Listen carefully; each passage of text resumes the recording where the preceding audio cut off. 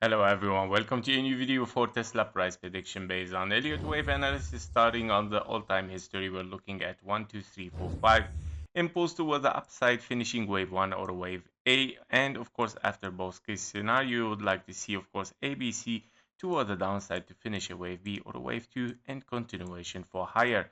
We finish of course with this impulse 1, 2, 3, 4 and a 5. We finished wave C or a wave 3 as well.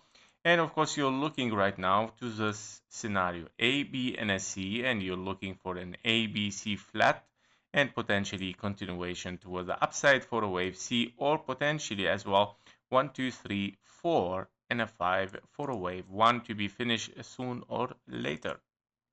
In this case scenario, we are looking, of course, at this wave 5 and wave 1 to be finished, of course, after finishing this corrective wave here. Now, if we are still corrective and we're still moving toward the downside, our target might be the following. You have an expanding flat 3 waves here and 3 waves up, and you're looking to 1, 2, 3, 4, and a 5 toward the downside, of course, to hit the 1.38 and 1.618 fib level for an expanding flat in a wave C or in a wave Y, in case, of course, we are as well in a WX and a Y, meaning your WX and Y is the same, but the difference is the structure here that you might end up. You might end up with a zigzag, for example, for a wave Y, failing to take the low even and can move toward the upside one more time again. Now, if we dive a little bit deeper in this area to see what's going on the 4-hour chart here, on the 4-hour chart, we can see, of course, that this corrective wave is still, of course, in the move. This is an impulse 1, 2, 3, 4, and a 5.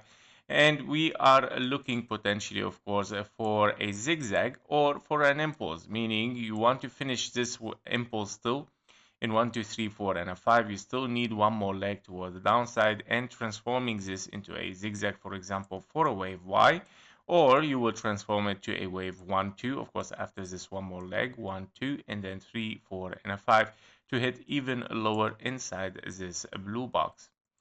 So if we dive even much more inside this wave, we can see, of course, with this counting here that we have, of course, for this move toward the downside, we have double 1, 2, 1, 2, and then even 1, 2, 3, 4, and a 5 to finish, of course, your wave 3, meaning 1, 2, and then 3 in the white scenario. You're looking at the wave 4 in the white. You're looking for a 5 as well for the white.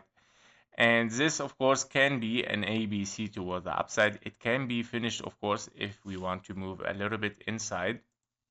We can see, of course, here we have a finished impulse 1, 2, 3, 4, and a 5. It can be a finished wave C or it can be a finished wave 3. Meaning, if you are in here in a wave 1, 2, 3, you're looking for a wave 4 and a 5. Your wave A as well can be this one as B there, and then you're looking for an impulse for a wave C continuation toward the downside.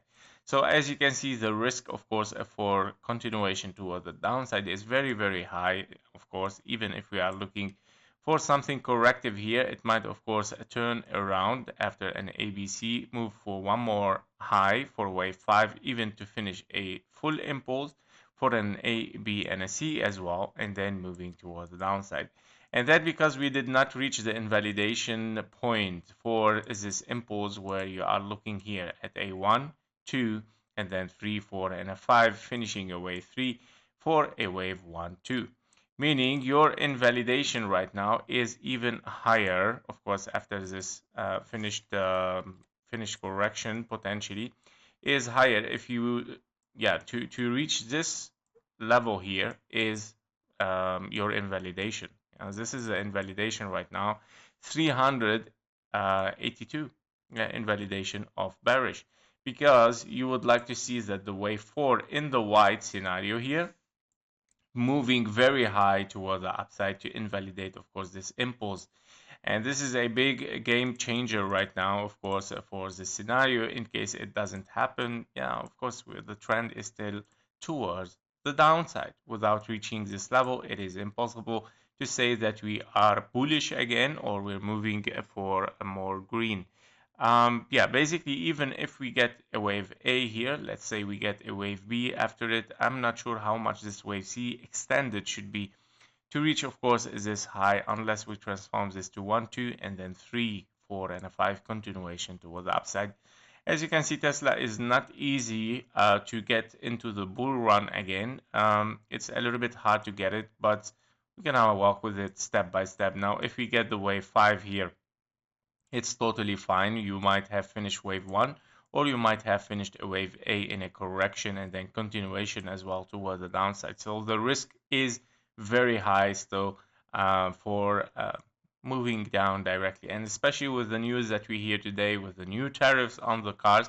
Now, it might be good for the Tesla, since Tesla is a American car. It might be potentially good, potentially not, because it might also get affected with the tariff, which it might be, of course, opposite by the other countries on the US cars.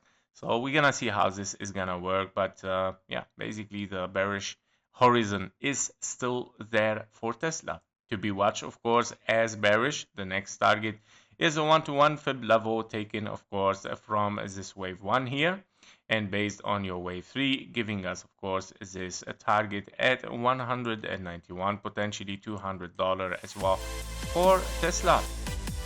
Let's watch and see what's gonna happen. Thank you for watching. Thank you for your likes and comments, and see you in the next one. Bye bye.